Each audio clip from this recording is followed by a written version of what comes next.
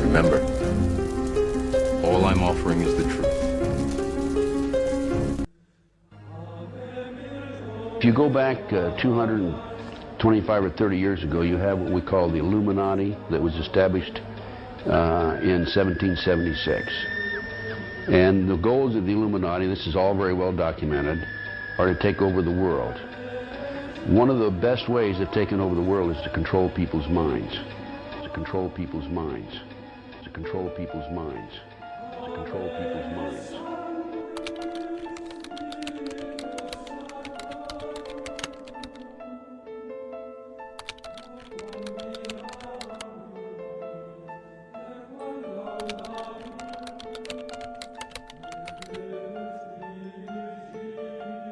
You'll notice that all these people who say these things never offer any proof, never offer any documentation, never can prove what they say.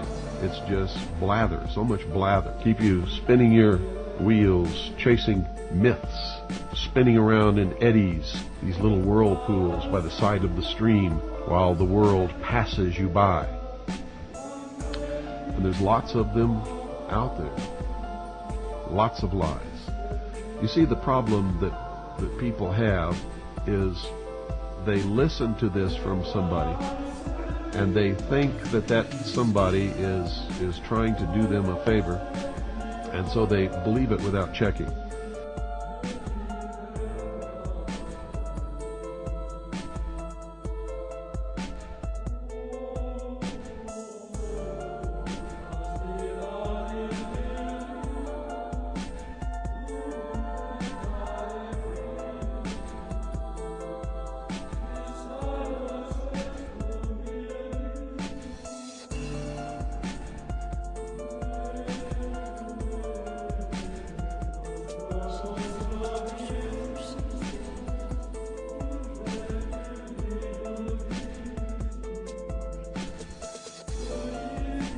No, it's Jesus who's meant to do it. Muhammad, Allah, what are you talking? Oh, that's all that humanist stuff. Man being his own God. Oh, satanic evil.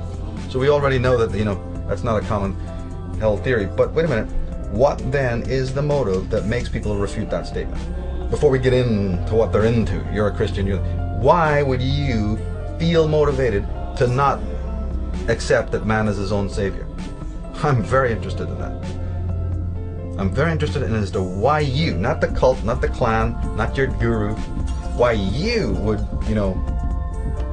have a problem with that. What's in your psychology that has made you in the 20 years of your life, or the 25 years of life, or the 40 years of your life, not have enough brain cells to realize, my God, that's the bottom line.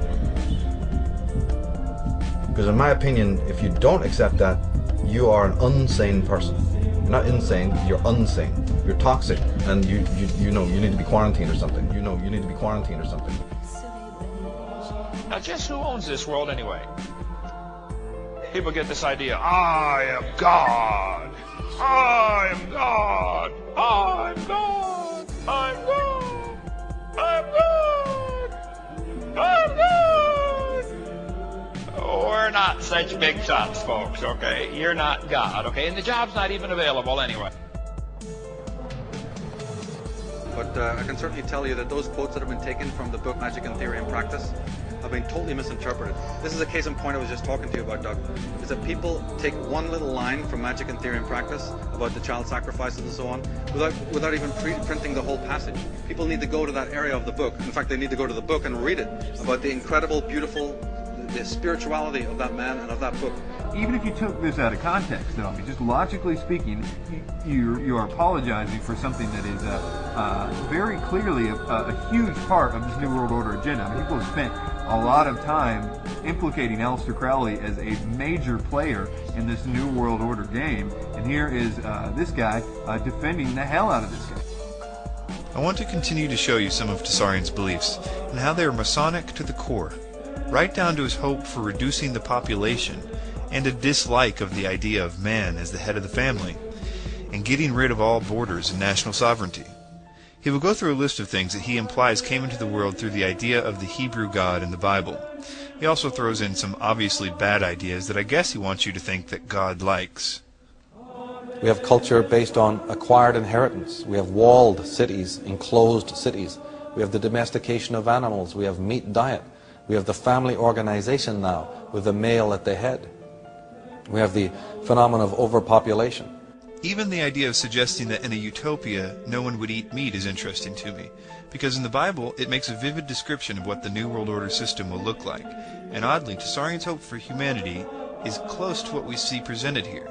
In 1 Timothy 4 verse 1 it says, "Now the Spirit speaketh expressly, that in the latter times some shall depart from the faith, giving heed to seducing spirits and doctrines of devils, speaking lies in hypocrisy, having their conscience seared with a hot iron, forbidding to marry, and commanding to abstain from meats."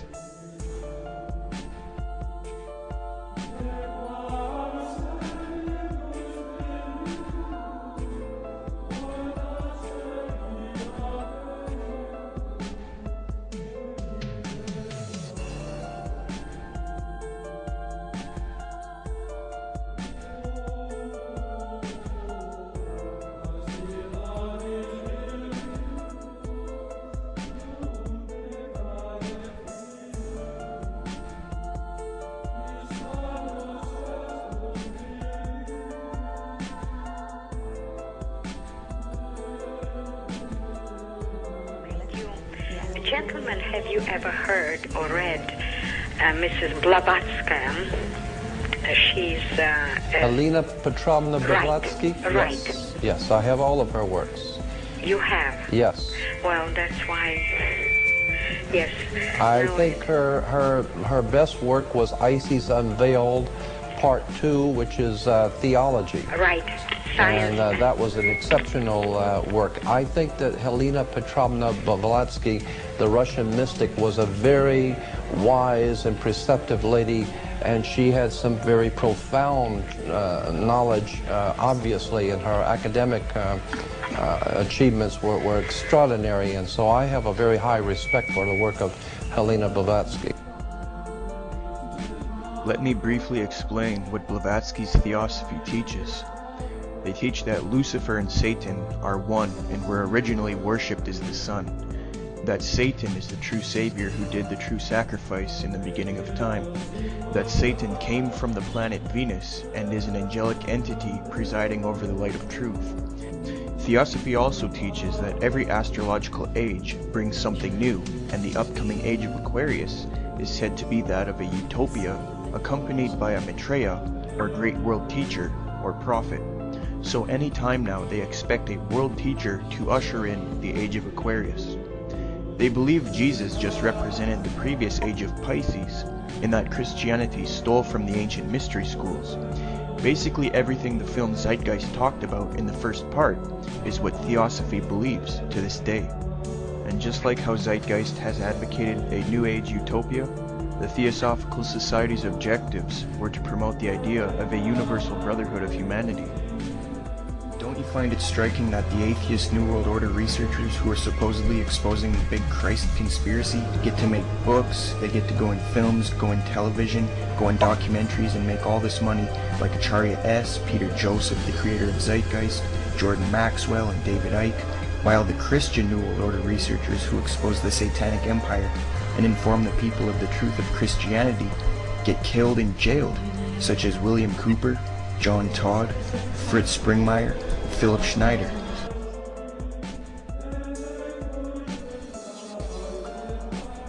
New religion is in fact being constructed by the New World Order. It's going to be one that is based on the idea that humanity was genetically engineered by an alien race, in which our new understanding of our origins will lead us to an illumination of global understanding and a willful elimination of national sovereignty, even by those that used to fight such notions.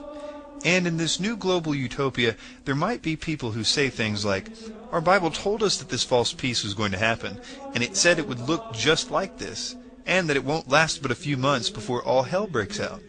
Those people need to be eliminated, because they aren't ready for this new global peace. They are too afraid of it. They are what's holding the world back from global peace. And after the genocide of those people, everyone will find out for the first time what the real agenda of the New World Order was. But at that point, for many, it will be much too late.